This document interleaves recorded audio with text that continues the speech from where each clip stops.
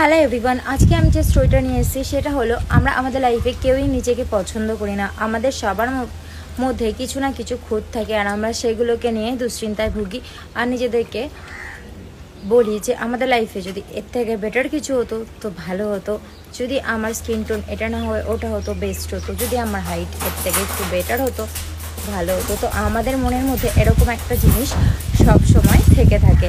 তো এই নিয়ে আজকে আমার স্টোরিটা হচ্ছে একটা কাককে নিয়ে। কাক একটা এমন প্রাণী যাকে কেউ পছন্দ করে না, তোমরা সবাই জানো। তো এরকম একটা কাক একদিন দেখো কাক চলে এসছে। ওয়েট, আমার আজকে স্টোরিটা কাককে নিয়ে, আর কাককে তো তোমরা দেখতেই পেলে এখানে হাজির হয়ে গেছে, হয়তো জানে যে আজকে ওকে নিয়ে গল্পটা বলতে চলেছি। তো শোনো, একটা কাক নিজেকে খুবই বাজে দেখতে ভাবতো। সে যখনই যেখানে যেত তখনই তাকে দুচ্ছায় করতো, সবাই বলতো যা যা করে তাকে তাড়ি দিত।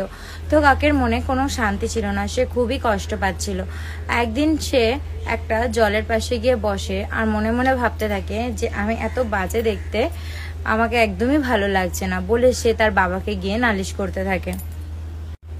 তখন সে তার বাবাকে গিয়ে বলে যে বাবা, আমি যদি কাকড়া হয়ে রাজহাঁস হতাম তাহলে আমাকে কি সুন্দর দেখতে লাগতো। সবাই ভাবতো যে আমি কি সুন্দর দেখতে, কাকের রাজহাঁসের থেকে সুন্দর পাখি তো আর কোথাও নেই। তখন তার বাবা তাকে বলল যে তোমার এরকম মনে হয় তাহলে এক কাজ করি, চলো আমরা রাজহাঁসের বাড়ি যাই, গিয়ে রাজহাঁসের সাথে একটু কথা বলে আসি।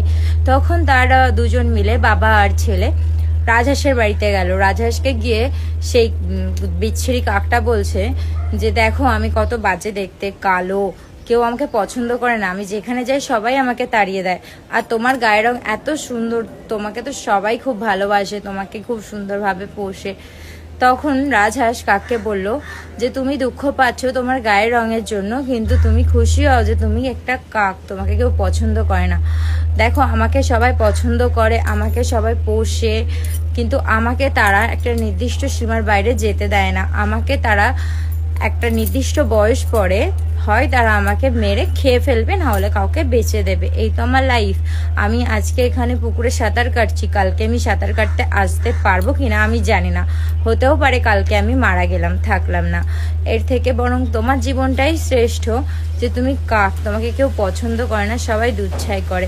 তুমি তো নিজের শান্তিতে গাছের এডাল থেকে ওডালে যেতে পারবে, তুমি তো নিজের মতো করে বাঁচতে পারছো। তোমার যেদিন নিশ্চিত হবে তুমি সেদিন মারা যাবে, কিন্তু আমাদের জীবন মৃত্যু আমাদের মালিকের হাতেই।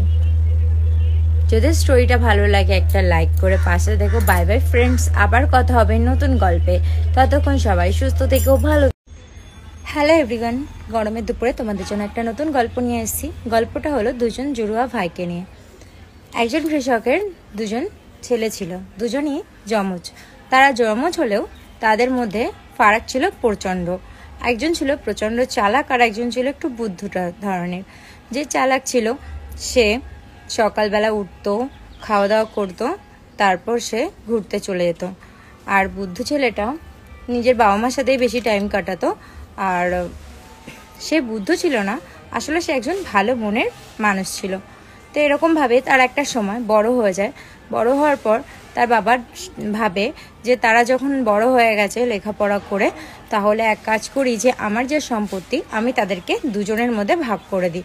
এই বলে সে তাদের দু ভাইকে ডেকে পাঠালো আর বলল যে আমি তোমাদের যে সম্পত্তি আছে আমার, সেটা তোমাদের দুজনের মধ্যে সমান ভাগে ভাগ করে দিতে চাই। তার মধ্যে যে চালাক ভাই ছিল সে বলল যে দেখো বাবা, তুমি এইভাবেই ভাগ করবে, যার বেশি বুদ্ধি সে তাকে সম্পত্তি দেবে। তুমি একটা বুদ্ধির গেম খেলো, এই গেমে যে জিতবে তাকেই তুমি তোমার সম্পত্তিটা দিয়ে দেবে। তখন তার বাবা তার কথাটা রাখলো, বললো ঠিক আছে চলো কালকে আমরা একটা খেলা খেলবো। সেটা হলো সকাল হলেই তোমরা দুজন মিলে যেখান থেকে একটা মার্ক করে দেওয়া হবে, সেখান থেকে তোমরা দুজন দৌড়াবে, দৌড়ানো শুরু করবে, কোনো নির্দিষ্ট সীমানা থাকবে না, তোমরা অনেক দূর পর্যন্ত দৌড়াবে, কিন্তু তোমাদেরকে যেখান থেকে শুরু করবে সেখানে পৌঁছাতে হবে সূর্য ডোবার আগে। এটাই হলো নিয়ম। সকাল হলেই তারা দু ভাই চলে আসে সেই দাগে, এসে দাঁড়ায়। তাদের প্রতিযোগিতা যখন শুরু হয় দু ভাই দৌড়াতে থাকে।